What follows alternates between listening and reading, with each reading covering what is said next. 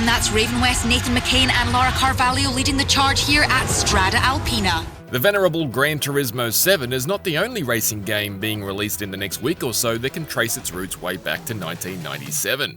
Indeed, the first seeds of Grid Legends sprouted that same year with retro racing royalty TOCA touring cars on PC and the original PlayStation. Mining that 25-year history for inspiration and re-enlisting some long-forgotten characters, Codemasters has turned Grid Legends into a sequel to both 2019's Grid and 2002's TOCA Race Driver, which was the first time the studio had injected a story in the series. The live-action documentary-style approach of Grid Legends is very different from the primitive PS2 cutscenes of the pioneering TOCA Race Driver, but it's a story I've enjoyed watching unfold, even if the on-track action hasn't changed dramatically from Grid 2019.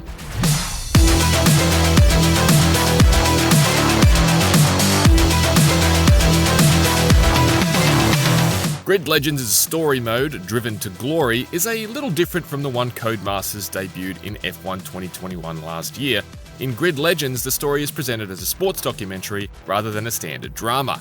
It's more Netflix's Drive to Survive and less Sylvester Stallone's Driven, and it's probably the better of the two paths. The live-action presentation has been pieced together using a mixed reality process that places real actors on entirely digital backdrops, similar to the much-discussed technique employed to shoot The Mandalorian, and has actually worked quite well. It's a simple story, and I'd be lying if I said I buy all of these actors as credible racing drivers, but the cast's performances are decent and broadly earnest. Sex Education's Ncuti Gatwa is particularly entertaining as the playful Rwandan Scottish racing driver Valentine Manzi, though his appearances are limited. I've never actually won. I've come close though.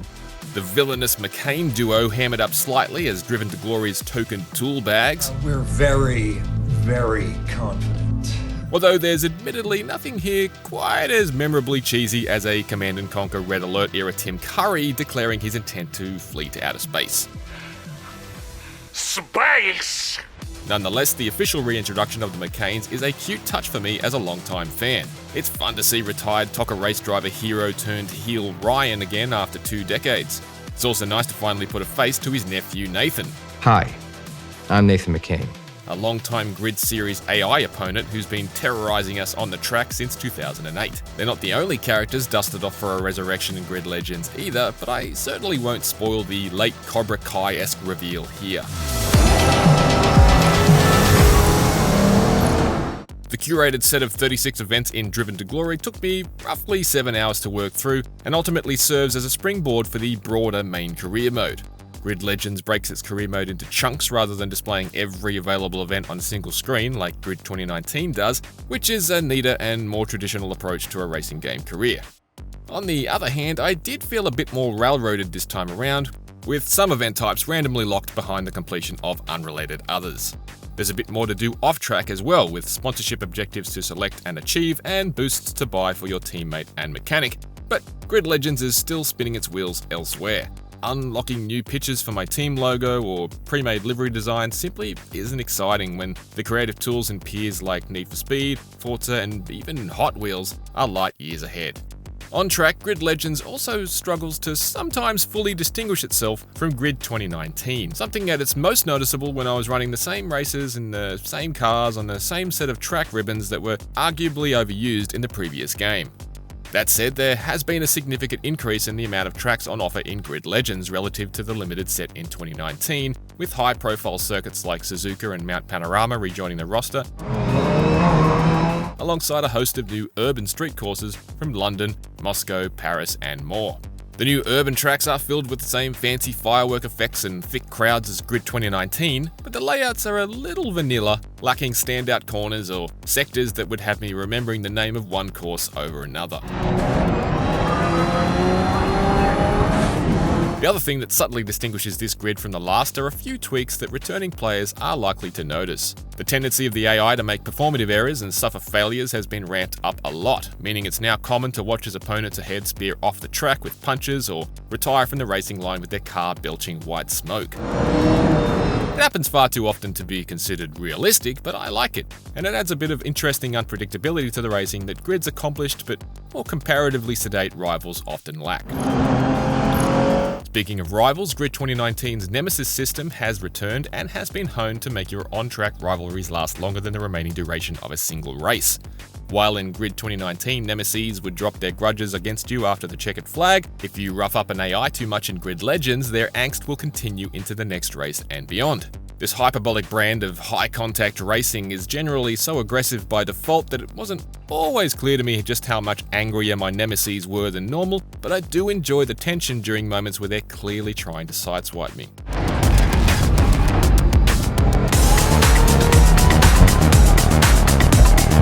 But beyond that, Grid Legends looks, sounds, and feels largely the same as its predecessor. Cars grip tight, brake hard, and brush off crippling accidents with contempt.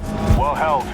Stay in that safety zone. It can be a challenge without the optional assists, but Grid Legends is by no means a simulator. It's a far more accessible arcade-style racer at its heart.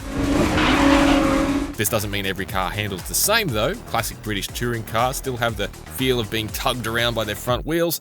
High downforce open wheelers feel pressed into the asphalt, and stadium super trucks twist until they're hustling through bends on three wheels. Those stadium super truck races and the ramps they feature are one of the new events in Grid Legends, and the racing they provide is chaotic and interesting. Grid Legends also sees the return of drift mode from Grid Autosport, but it's the tense new multi-class races that I enjoyed the most. These events pit different classes of cars together, with the faster ones handicapped by a delayed start.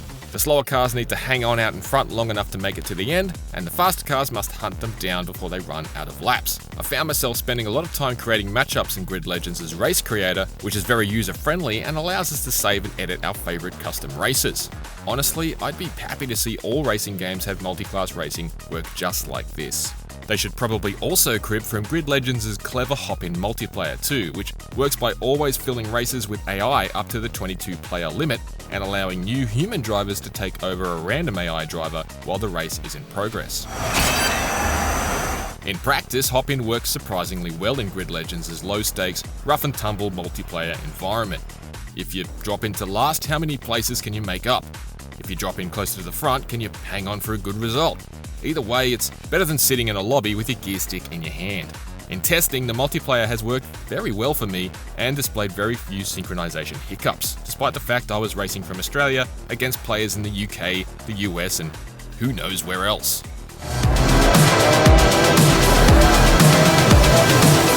It's not obvious at first glance, but Grid Legends is a definite step up from Grid 2019, with a bigger collection of circuits, more race types, and some extremely clever hop-in multiplayer. It's not a dramatic leap though, particularly as the reused car roster grows stale and the customization options tread water.